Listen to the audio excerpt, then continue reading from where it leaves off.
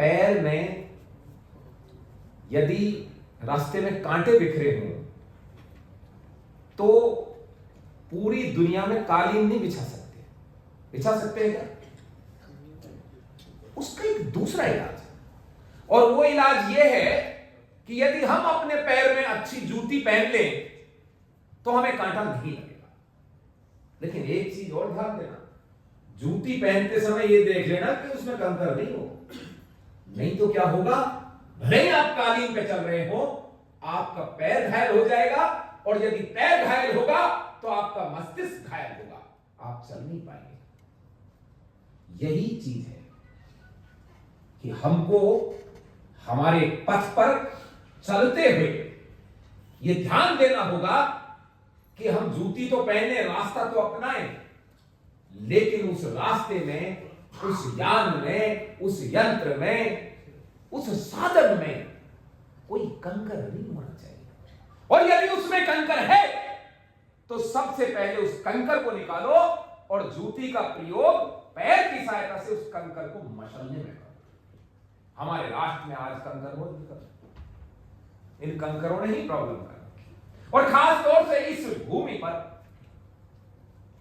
आपको अच्छी तरह मालूम है कि जो धर्मांतरण का दौर चला, हमारे भोले भाई भाले आदिवासियों को परिवर्तित करने का दौर चला, उसको मजबूती से रोकने के लिए आज जिस शिक्षण संस्थान में हम खड़े हैं उसने अपना सर्वस्व अर्पण कर दिया। तो सबसे पहले मैं इस शिक्षा को,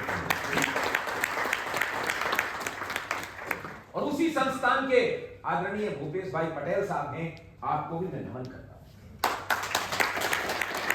कि आपने ऐसा प्रयास किया, इस आदिवासी क्षेत्र में शिक्षा की जगह जगह उनको सुविधाएं उपलब्ध कराई, क्योंकि उनका धर्मांतरण केवल ब्रेड और बटर के लिए ही हुआ था, रोटी के लिए ही हुआ था, शिक्षा के लिए ही हुआ था, और आपने उनको यह चीज उपलब्ध कराई जिससे आज हम इस क्षेत्र में यहां बैठकर सनातन और गीता की चर्चा कर रहे हैं।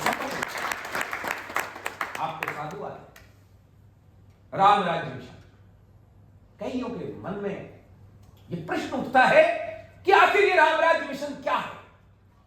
मैं आपको बता देता हूं, ये किसी भी राजनीतिक दल से कोई संबंध नहीं है, सिर्फ विचारधारा से संबंधित है, और यह विचारधारा है राम के वास्तविक राज्य की स्थापना करना। और वास्तविक राज्य उसे कहते हैं जहां एक साधारण सा धोबी राजा से अपनी तुलना कर ले कि राजा को भी मेरे जैसा होना चाहिए, और राजा जनता के कल्याण में इतना सक्षम हो कि वो किसी को भी सजा दे सके, उसे कहते हैं राम राज्य। जहां चारों वर्ण आराम से अपने अपने धर्म का पालन कर सके, युवा वृद्ध नारी सब सुरक्षित महसूस कर सके, उसे कहते हैं राम राज्य। शास्त्रों में बहुत सारी चीजें जोड़ताड़ हुई है, उन पर हम चर्चा करें तो लंबा दौर चल सकता है। आज का विषय है क्षत्रिय विचार संगोष्ठी या क्षत्रिय विचार मंथन। इस विचार पर हमें एक बात विचार करना पड़ेगा। आदरणीय महाराज साहब ने काफी कुछ विस्तार से बता दिया।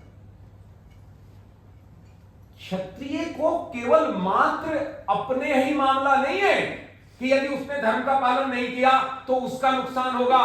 अरे उसका नहीं, इस सारी सृष्टि का नुकसान हो जाएगा। वर्षा समय पर नहीं होगी, पशु पक्षी भी अपने नैसर्गिक धर्म को बंद कर देंगे। इसलिए यह आवश्यक है कि शासन सत्ता उनके हाथ में हो जिन्हें भगवान ने बनाया है।